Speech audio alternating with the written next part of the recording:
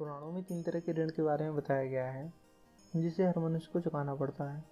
पहला है देव ऋण, दूसरा है ऋषि ऋण और तीसरा है पितृ ऋण। आज हम आपको पितृ ऋण के बारे में बताएंगे। पितृ ऋण को मनुष्य श्राद्ध कर्म के द्वारा ही चुकाता है। श्राद्ध का अर्थ होता है श्रद्धा भाव से किया गया कर्म। पितृयज्ञ यह श्राद्ध कर्म साल में एक बार भाद्रपद माह के पूर्णिमा से शुरू होकर अश्विनी माह की कृष्ण पक्ष की अमावस्या तक 15 दिनों तक के लिए होता है, जिसमें मनुष्य श्राद्ध कर्म करता है। लेकिन मनुष्य श्राद्ध कर्म करता क्यों है और इसे सबसे पहले किसने किया था?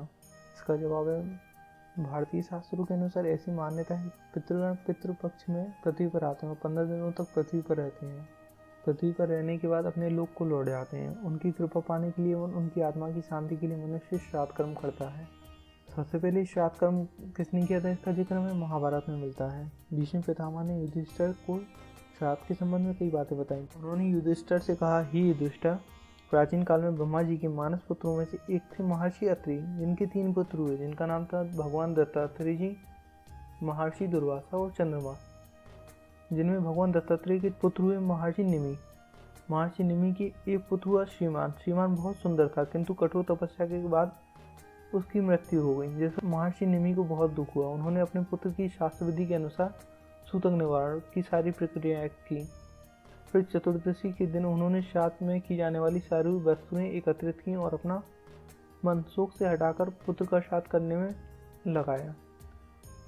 उनके पुत्र को जो जो भोज्य पदार्थ पसंद थे एवं शास्त्रों में वर्णित पदार्थों से उन्होंने भोजन तैयार किया और महर्षि ने 7 ब्राह्मणों को बुलाकर उनकी पूजा दक्षिणा कर उन्हें कुशासन पर बिठाया। फिर उन्होंने अपने पुत्र का विधि पूर्वक पिंडदान किया।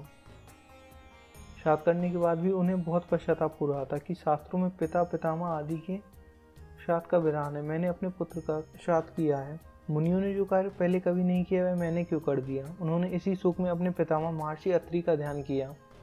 तो महर्षि अत्रि वहां पहुंचे और उन्होंने महर्षि निमि को समझाते हुए कहा कि तुम डरो मत, तुमने ब्रह्मा जी द्वारा दिए गए श्राद्ध विधि के अनुसार ही श्राद्ध किया है। इस प्रकार सर्वप्रथम महर्षि निमि ने श्राद्ध कर्म किया था।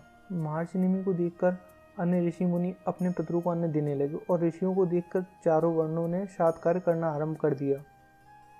लगातार श्राद्ध के भोजन करते करते देवता और पितर पूरी तरह तृप्त हो गए।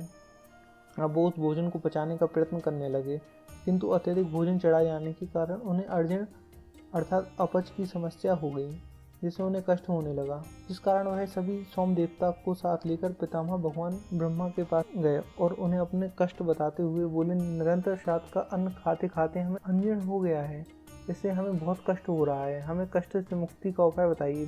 तब ब्रह्मा जी ने अग्निदेव से कहा कि आप इन लोगों के साथ भोजन करिए, जिस कारण ही श्राद्ध में सबसे पहले अग्नि को भाग दिया जाता है, फिर श्राद्ध पितरों को चढ़ाया जाता है, जिस वजह से उनकी अंजन की समस्या समाप्त हो गई। श्राद्ध में अग्नि का भोग लगने के बाद जो पितृ के लिए पिंडदान किया जाता है उसे ब्रह्म राक्षस दूषित नहीं कर सकते।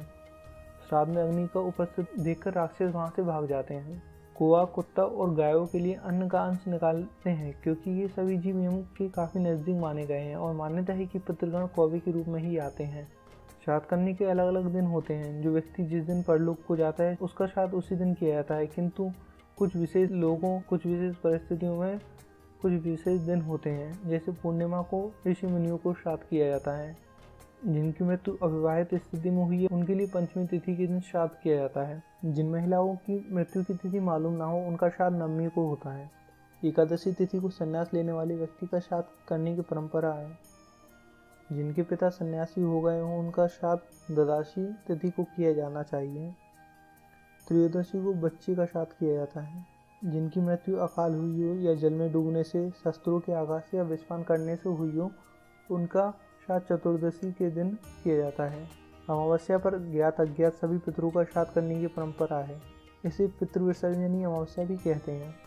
कई लोगों की मान्यता है कि गया जी में पिंडदान करने के बाद श्राद्ध करने की आवश्यकता नहीं होती, लेकिन ऐसा नहीं है। गया जी में पिंडदान करने से व्यक्ति को मोक्ष की प्राप्ति नहीं होती है, क्योंकि मोक्ष की प्राप्ति सिर्फ परमपिता परमेश्वर के द्वारा ही की जा सकती है। मृत्यु के उपरांत जीव प्रेत योनि में चला जाता है। उसे प्रेत योनि से मुक्त कराने एवं पितृलोकों में भेजने के लिए ही कर्मकांड गया जी में करते हैं। बहुत कम लोग जानते हैं कि गया जी में जाकर पिंडदान के उपरांत श्री बद्रीनाथ धाम में स्थित ब्रह्मकपाली में पिंडदान किया जाता है। ब्रह्मकपाली में किया जाने वाला पिंडदान आखिरी पिंडदान माना जाता है। वेदों में यज्ञ का मुख्य उद्देश्य देवताओं को तृप्त करना बताया गया है। इसी प्रकार पुराणों में पितरों की तृप्ति व संतुष्टि के लिए श्राद्ध व तर्पण का विधान बताया गया है। जिस प्रकार यज्ञ से देव तृप्त होते हैं, उसी प्रकार श्राद्ध व तर्पण पितरों को संतुष्टि मिलती है। वेदों और उपनिषदों में यज्ञ से देवों की तृप्ति के रहस्य का वर्णन है। वहीं दूसरी ओर पुराणों व स्मृतियों में श्राद्ध व तर्पण से पितरों की तृप्ति के रहस्य का वर्णन किया गया है। वैदिक ग्रंथों में श्राद्ध शब्द का उल्लेख नहीं है, किंतु एक शब्द पितृ का उल्लेख है, जिसे पितरों से जोड़ा गया है। गीता जी के अध्याय 7 के श्लोक 25 के अनुसार पितृ पूजने वाले पितरों को, देव पूजने वाले देवताओं को और परमात्मा को पूजने वाले परमात्माओं को प्राप्त होते हैं। अर्थात परमात्मा को पाना ही श्रेष्ठ है। अन्य पूजाएं छोड़कर सिर्फ परमात्मा को पूजना चाहिए, जो कि हमें मोक्ष प्रदान करते हैं। अगर आपको ये वीडियो पसंद आया हो तो लाइक करें, अगर पसंद ना आया हो तो कमेंट करें कि मैं इसमें और क्या क्या सुधार कर सकता हूँ। वीडियो देखने के लिए धन्यवाद।